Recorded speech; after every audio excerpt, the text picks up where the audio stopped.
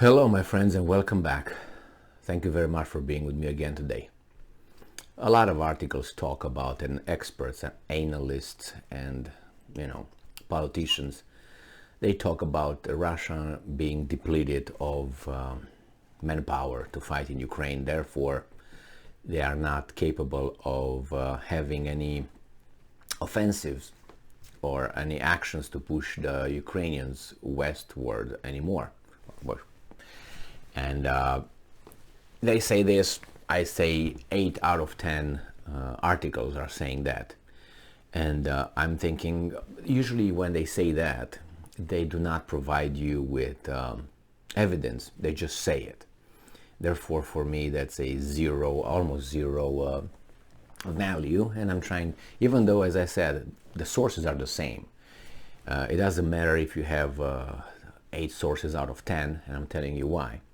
Here in the United States of America, they have free mass media, but then you have about, let's say, 5 or 6 big mouth outlets that they all talk the same way because they're kind of sponsored by the same people. So they don't count as 5, they count as 1 actually. But these people were fooled here so many years when they had only a few NBC, ABC, and they said, oh my God, it's free mass media. They were all saying the same almost. Because now you have Fox News on one side and basically everybody else, the same monolithic 7 outlets that say the same thing. They are the same. It's actually one-on-one, and not even Fox News. I'm not saying Fox News is the maverick here. Tucker Carlson, yes. The other ones, as they are. Not very smart, but I said that, and in order to make a point with this article here that I will use, and I'm thinking of doing this every day when it comes from Ukrainian side, so I'm picking their reports and probably have to maximize it when it's about the Russians 3 times, and minimize it when it's about Ukraine. The same would be from the other side, but I don't have the other side, so I have only this side, and it's going to show you the offensive and the fights, the fighting that occurs in Ukraine actually. You can say, well, why do you believe that, Emil? Well, if I don't believe these guys and I don't believe anybody, then bye-bye and see you never. You have to give yourself to someone at one point. Otherwise you can't really function. The thing here, I'm picking these guys, talking about these guys. So, and these guys will say that these guys are in an offensive. So if these guys, the ones who say no, they're not in an offensive, say that the Russians are in an offensive, you can imagine that by 3 times how big the offensive is. Otherwise, if they mention it, that means that offensive is much greater. Otherwise, they will not even mention it like the other ones. So, Ukrainska Pravda, August 6, 2022. Fighting continues as Russian forces advance on Bakhmut. So that's by General Staff report. And then the same guys are going to list the fronts, the axis where the fight occurs. Russian forces are continuing to mount an offensive on Bakhmut. Fighting is currently underway.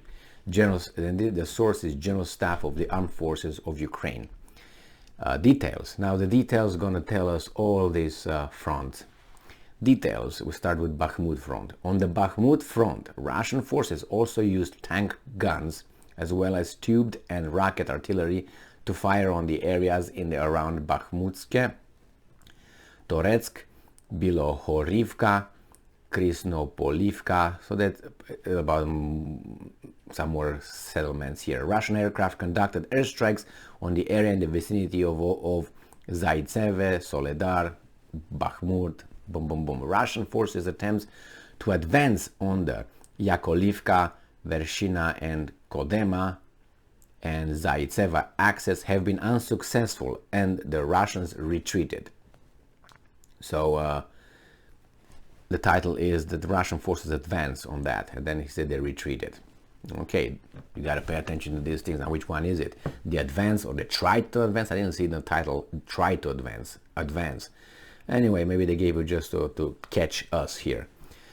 There was no significant changes on the Volyn Polisa and Severodchina fronts. So they're fighting but not. Russian forces shelled the area in the vicinity of High Mihalicha, so blah, blah, blah. That's what I said. Sumy Oblast and Chernihiv Oblast using artillery. Now we go to another front. On the Slobozhanchina front, Russian troops conducted defensive operations in order to maintain their position and prevent the Ukrainian armed forces from advancing. They are also using remote mining systems to plant mines in the area. On the Kharkiv front, the Russians used tubed and rocket artillery to shell the areas in the around Trudyanka, Slatine, Pitomnik. I don't think these names would be so... I mean, I have no problem with Russian or Ukrainian, but it's like these names are just, hard. And I'm gonna jump ahead. Russian aircraft carried out airstrike near Verkhny Saltiv and Zabiedzye.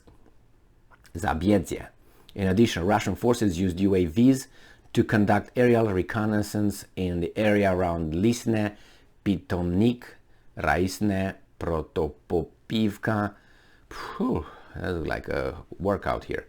On the Sloviansk front, Russian occupying forces shelled the area in the vicinity of Mazanivka, Krasopila, Sulivka, Karnakivka, and Virnopilia, using a number of different types of artillery. So artillery is everywhere here. Russian attack and armed aircraft have been deployed on the Donetsk front. Russian forces fired on the areas near Spirne and Ivano-Darivka and the Kramatorsk on the Kramatorsk front.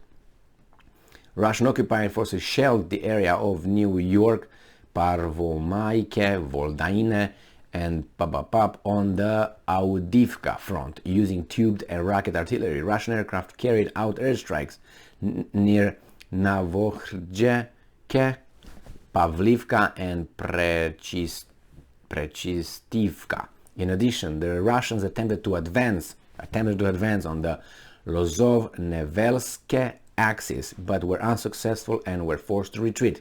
Some of the units of Russian troops in the area have regrouped. On the Novopavlivka and Zaporozhye fronts, Russian forces attacked the areas in and around Vuflear, Pavlivka, Shevchenko, Navodonilika, Vilnepole. It's another more as well. So they used tubes and rockets artillery as well as tanks. In addition, they carried out airstrikes. So Russian forces are conducting defensive operations in Pivdeni Bukh front and are focusing their main efforts on maintaining their current positions and inflicting losses on units of the Ukrainian defense forces. They use various types of artillery as well as tank guns to fire on the areas around Limani, Taviske, Luch, and then another bunch here. So these are just, I mentioned 7 fronts or so where the Russians are shelling using aircraft and trying to advance at least on 2. And according to the Ukrainians, they were pushed back. Now, is that true or not? As I said, multiply that or increase it. Probably they succeeded doing it, and it's not only 2 offenses out of 7 or 8, maybe 7 out of 8. Ukrainians also, they say they tried to push them back. So that's a big war over there, and it's not only on one axis or anything, and there's more than one front that is fighting over there. So that the Russians are depleted and are not able to conduct offensives from the Ukrainians. And there are articles like this every day when they give you a list at the end of the day over there, or at least during the day on fronts, and they tell you what's the situation. And when I read it, and as I said, I read it from the Ukrainians, not from the Russians. So they should say that the Ukrainian army is winning everywhere and the Russian army is losing everywhere, but they don't say that. So that tells me the situation is, you know what I mean. emphasize my successes, and I maximize my successes, minimize my losses. Thank you very much for being with me again today. Stay strong, stay smart, look for the truth, and be just.